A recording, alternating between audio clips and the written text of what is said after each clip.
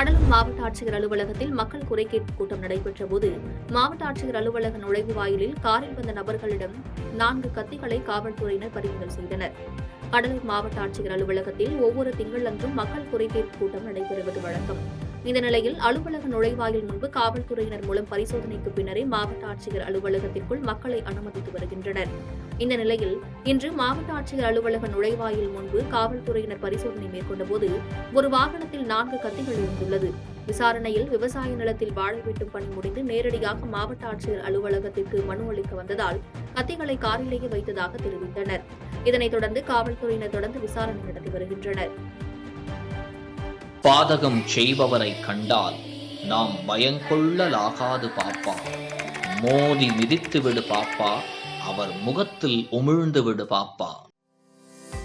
அண்மை செய்திகளை உடனுக்குடன் தெரிந்து கொள்ள இணைந்திருங்கள் இயம்நாடு தொலைக்காட்சியுடன்.